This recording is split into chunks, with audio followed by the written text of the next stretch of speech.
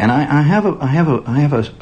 tonight I have a feeling in my inside of me that is a great sense of apprehension, I suppose you might say, a kind of feeling of, I hate to say fear because it's not that clearly defined. It's kind of a free-floating thing.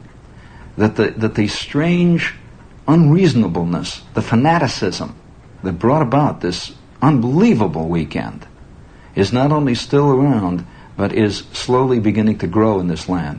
And you know, one of the things that always intrigues me is our quick and easy way with answers. I noticed that immediately upon hearing the news, which was unbelievable, just you couldn't believe, and this is part of our problem, that we are living in a world today of almost total show business. We are living in a world today where television shows are beamed at us day and night, where television and radio and newspapers and books and magazines are poured on us, and movies by almost like an avalanche. And it gets hard, it really gets very difficult to tell where the plot leaves off and the reality starts. It's very hard in a totally abstract civilization to actually believe that there are men, that ordinary. You know, one of the things I think that this thing taught us is that this is a nation of just walking around men, just people trying to do the best they can. I wonder how many fanatics watching the events of the last 2 days on television wondered whether they were right, wondered whether or not maybe something in their thinking was wrong, that it's not that easy to solve problems. You don't just shoot somebody. You don't just demonstrate and that'll take care of it. This is a subtle thing that's happened to us. And you know, I have a feeling that we will not know. In fact, I wonder whether Americans ever will, and that includes me, I'm certainly not letting myself out, ever will know the full ramifications of what happened to us over the past 4 or 5 days. You know, one of the things I think that sets Americans off from many other peoples, and for many good reasons, because we're a very pragmatic race of people, we're a very pragmatic society. We have the ability to look at life as a series of isolated incidents. Isolated incidents. That the terrible thing that happened over the weekend, and by Wednesday, now that it's all over, that now we can go on from here.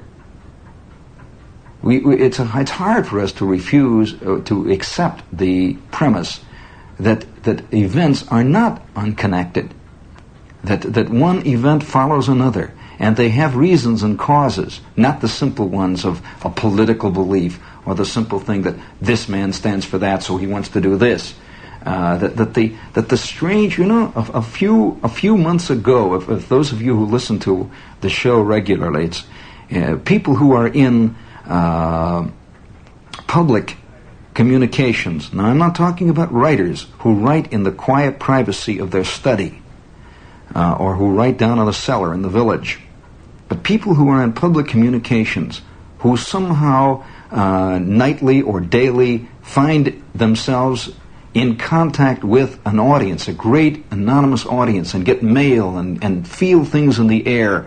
You get to the point where you feel something out there, something is going on, and it's hard to tell the people out there why you feel it, because they're not, like the president, they're not in the position of being like an antenna. They don't feel these things coming in. They don't get 500 anonymous letters a week. They don't hear 300 phone calls anonymous a month.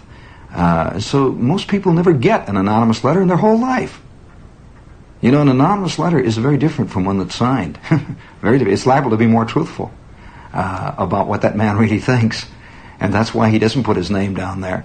And so you begin to feel things. Well, about a year or so ago, I began to be aware of a growing belief in violence in America, a growing impatience with the processes that are slow and painful, the processes of democracy, shall we say. I began to be aware of that, and that more and more people were beginning to see themselves as solitary beautiful, lone, sensitive individuals arrayed against an unseeing, unthinking, grinding, totally insensitive society. You might say it's the Holden Caulfield syndrome is beginning to grow. Well, this was fanned. This was fanned in a lot of ways. I think it was a part and parcel of the feeling today that what I want is the most important thing in the world. The president, of course, is in a very difficult situation. He does not have the powers that we like to think he has. On the other hand, we refuse to accept the fact that he may also represent people we don't like, literally.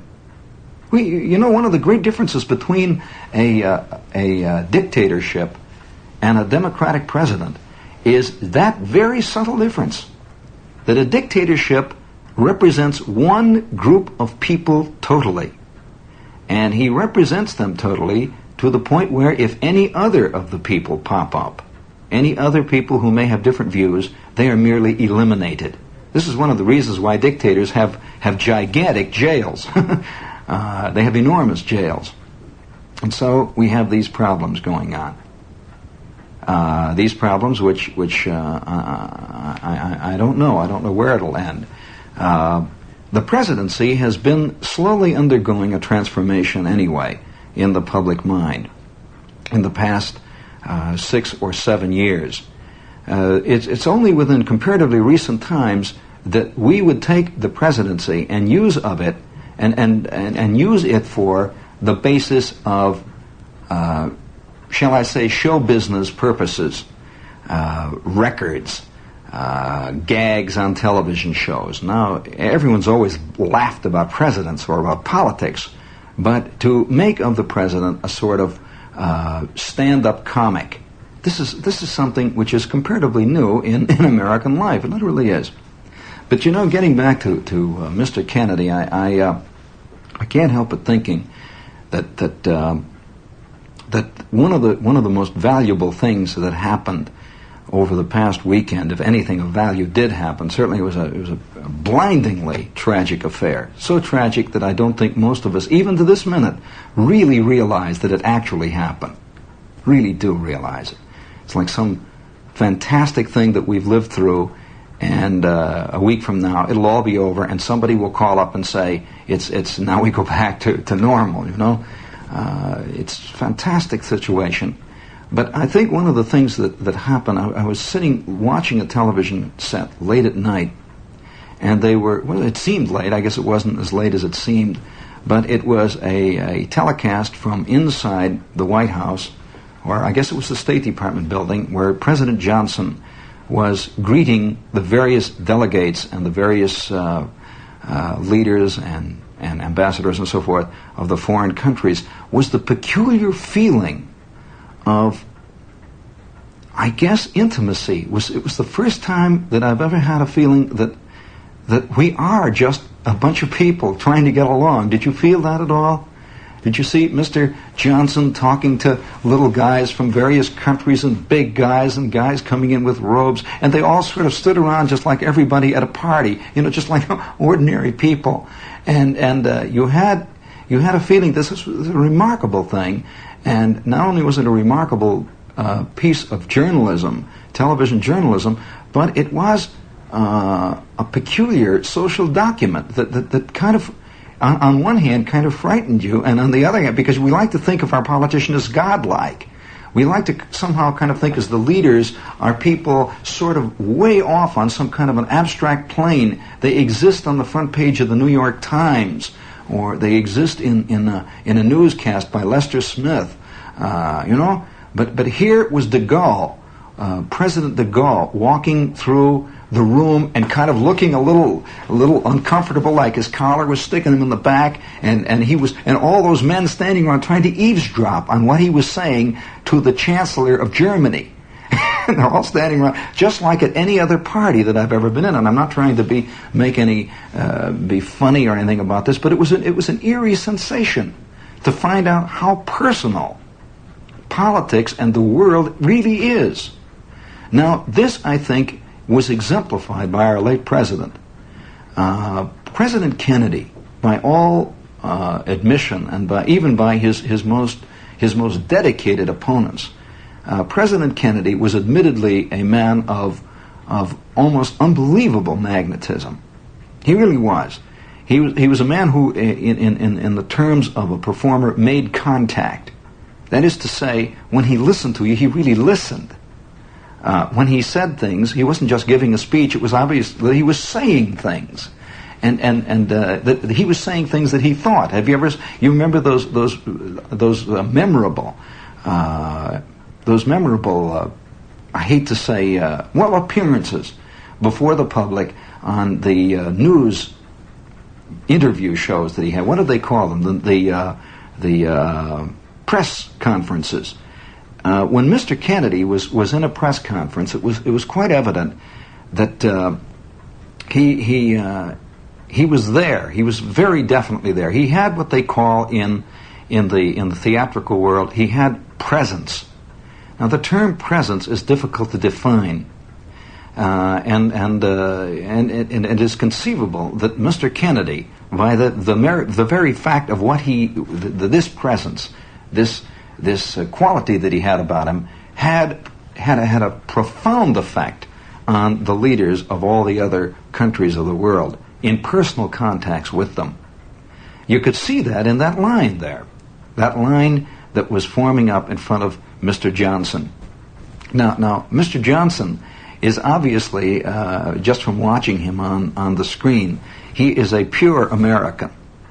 You could pick Johnson out as an American in that crowd without even knowing he was an American.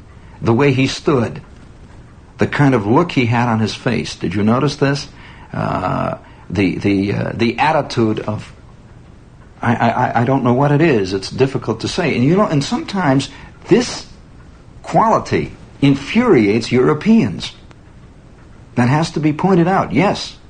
Now, Mr. Kennedy, on the other hand, was a man of a very different stripe. He would probably be accepted more by many countries because Mr. Kennedy had a different way about him. He was more cosmopolitan and less of a pure American. By pure American, I mean his very stature, the way he stands, his look on his face. I had the feeling watching, and it was a great feeling to watch Mr. Johnson talk to these people, because you had a feeling that Johnson was just Johnson. He was nothing more or less than that. There was not, you got no feeling at any point that he was being polite. You know what I mean by being polite? Being friendly. He was just there. He was saying hello, and he'd shake people's hands and talk to them. And I think a lot of people, after watching that telecast, had a renewed feeling of hope. And it's a very subtle thing. But one of the things that I noticed about this whole fantastic weekend was the profound sense of, I suppose, reality. I just wondered how many people were shocked to see that our world hangs on such slender threads, that it is conceivable and possible for one man to alter the entire course of American history. And believe me, when one administration ends and another one begins, the course of American history has been altered, ever so slightly in many cases, but tremendously in others. I wonder I wonder whether or not this part of the awful thing we've just gone through is one of the scariest feelings about it. Maybe we don't want to admit this. And another thing, of course, that occurred to most of us right away was the awful realization that, in spite of this being a civilized land, that the belief in brutality, the belief in I suppose you might say, direct action, the belief in well, I suppose there are many words you can apply to it, but violence is still very much part of American life. You know, there was a little piece that appeared in the New York Times about it